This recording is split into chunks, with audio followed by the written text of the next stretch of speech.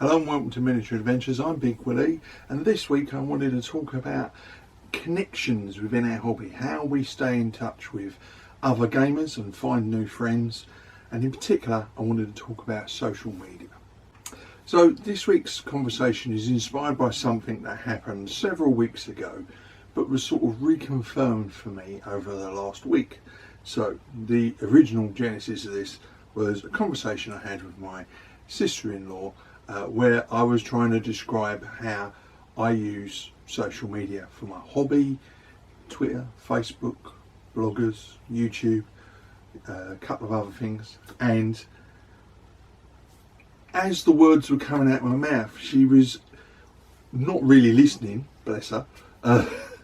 She was just reciting the usual moral panic about how social media must be bad, and just wasn't really listening to what I was saying, and it got me thinking about what is it that I find good about social media that apparently people like her and apparently all Daily Mail readers think differently. So fast forward to last week. I was on holiday, separated from my precious toys and my painting gear, and spent a lot of time doing some reading and just generally spending a bit of time on my social media, just watching and reading stuff. And brought some books with me. Great. I mean, the wife and my daughter did a lot of shopping, and that's fine. I was quite happy to be plonked on a bench somewhere and to have my book and my phone so I could scroll through Twitter and whatever else. And this got me thinking about this conversation I had with my sister-in-law several weeks earlier, which was, why is it that my experience of social media, like specifically Twitter and Facebook, is so enormously different from the apparent perception that my sister-in-law and others have of those particular media. And that's not to say she hasn't got a point.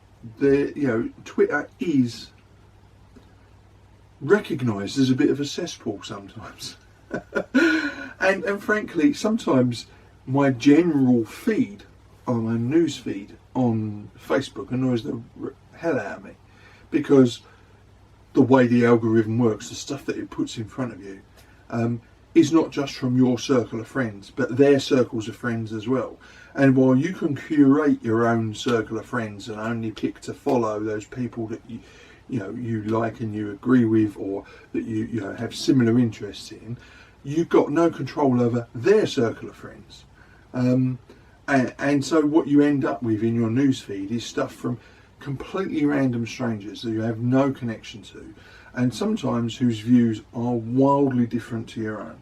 So Facebook in particular, constantly, every other item in my newsfeed is something that I find politically offensive, or I'm just completely not interested in, or I find completely banal, such as photographs of people's latest meal, for instance, and stuff like that. Not what I use social media for. However, and Twitter in some ways is the same. If you're just on a general feed and you subscribe to everybody, you're going to get all manner of rubbish put in front of you. But the reason why I think that I get more out of Twitter and Facebook and other social media than the commonly perceived negative image of it is because of groups and lists, basically niche groups that are set up within those particular media of like-minded people. A properly curated list of feeds from other people. So, for example, on Facebook in particular, I follow quite a few different Wargaming related posts, groups rather. Some link to specific rule sets, some link to particular scales, or just Wargaming in general. And for the most part, when I go on those, I'm listening to like-minded people who are passionate about their hobby and want to share their interest. And for the most part, in a nice way. There's no negativeness, no backbiting, no politics. We keep that out because we want to talk about our hobby. And so when I'm on those groups and looking at the feed of the people that are in those groups, it's a much more positive experience for me than being on my regular Facebook feed, which consists of all of my friends, crazy members of my family, and all of their friends, people I never know and never will know, and like I say, you know, some of whose views are and outlooks, if you like, are wildly different to my own, and I have no interest in listening to their posts. Whereas if I go in a group, I'm going to be listening to like-minded individuals being enthusiastic and positive. I think that's the key word, positive, about this little niche on Facebook, this hobby of ours that we put into these groups. And similarly with Twitter, I don't follow politicians and stuff. It's not that I'm not interested, but you know, you get people who will follow every politician and celebrities and all that. I'm not interested in what they think. I'm interested in following real people, you know, other wargamers, groups, clubs, shops, companies that support my hobby. I'm interested in that. I do have a few people that I follow for politics, but I put those people in a separate list so that when I want to get my fill of daily politics from the sources that I trust, I can go to that list and look at it, but it's not mixed in with all my wargaming stuff. So I'll have a list of wargamers that I personally know, and a wider list of other companies, so to get me general news about the hobby, what's going on, what products are being released, that sort of thing. And again, because they're lists that I have curated, and I think partly because of the type of hobby we have, where it's or the way that we share our hobby is very much more positive, I think. Those particular lists are, when I go into those lists and look at the feed from that, it's a much more positive, supportive, friendly environment than the cesspool that is the rest of Twitter. So I think what I'm driving at is that while I was on holiday, I spent quite a lot of time looking at these groups and reading posts and engaging with other people that normally I wouldn't have time for because I've just got so much going on. But because I had a bit of time on holiday, you know, I had time to just relax and enjoy discovering new stuff and reading people's posts, and within those groups, you know, and it was, like I say, it was a much more enjoyable, positive experience, and a complete counter to this conversation I had with my sister-in-law several weeks ago. And, you know, and I think at the end of it, I think the conclusion of it is that to a certain extent she's right. You know, the Facebook and Twitter and Instagram and all those other things can be horrible places if you're not using them in the right way. Is the way I look at it. You know, it can be a dangerous and hostile environment for younger users to experience if they're not guided in some way, totally uncurated, uncontrolled, allowing them to do whatever and speak to whoever. But if you've got a well maintained and well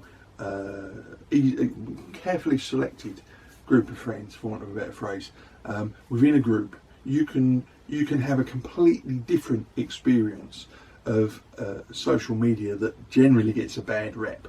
And I have made some amazing contacts with people that are willing to share knowledge, you know, share resources, and to explain things about rules and interesting conversations, and to share their information and talk about the games they've been having, sharing photographs.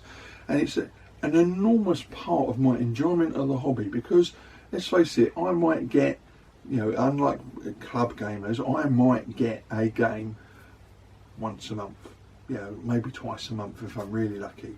So I will only be in the company of fellow gamers relatively few times over the course of the year.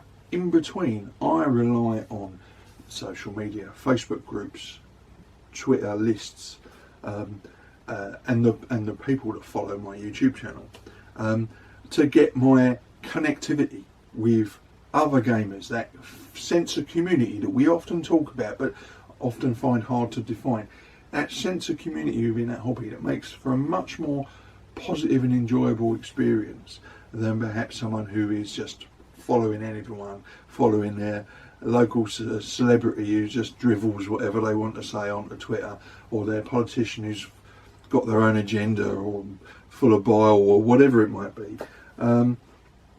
So yeah, just my random thoughts there, because I'd been spent quite a bit of time on holiday accessing my social media in a way that I don't normally have time to do. I normally dip in and out of it during the course of a normal day when I've got a few seconds. Just have a look at my list, see what's going on, what conversations might respond to one post or something like that. I had much more time to do that on holiday, and that was actually quite an enjoyable experience. I hasten to add, that I didn't spend my entire holiday glued to me phone. I did bring in some books and had some time to just sit and read for a change. So while the girls were off doing their thing in the shops, I couldn't be bothered to do all that walking around. Made myself comfortable, sat and got my book out and had a read. And do you know what? I had some really interesting conversations with complete strangers while sat on benches up in Lancashire. Clearly people were much more happy to just chat. So I'd be sat on a bench and I'd end up having a conversation with some old lady who sat down next to me, or some bloke who was walking past and commented on the fact that I was reading a book, And then I had some brilliant conversations. So, that was an interesting and I've never had that happen to me before. That was a really nice experience. But yeah, I spent a fair amount of time enjoying my social media in a way that perhaps other people can't possibly appreciate, because the way they consume their social media is completely different. And sadly there is a stereotyped view of what social media is like, and unfortunately as well sometimes that can be true, that it's a bit of a cesspool and not a very nice place.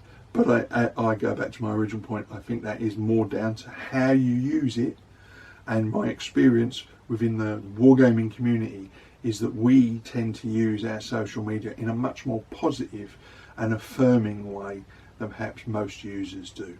So as usual, after that bit of a ramble there, I want to ask you, do you find social media as important to you, and do you find it the same sort of generally positive experience because you are within, do you do what I do? Do you have curated lists and groups that you follow, and do you find that within those lists and groups, particularly within the wargaming community, they're a much more positive experience?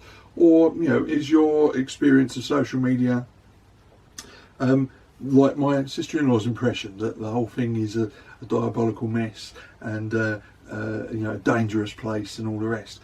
As usual, I'd love to hear on this slightly, it's not really wargaming, but it's about how we connect and how we communicate with other wargamers and what we get out of that connectivity.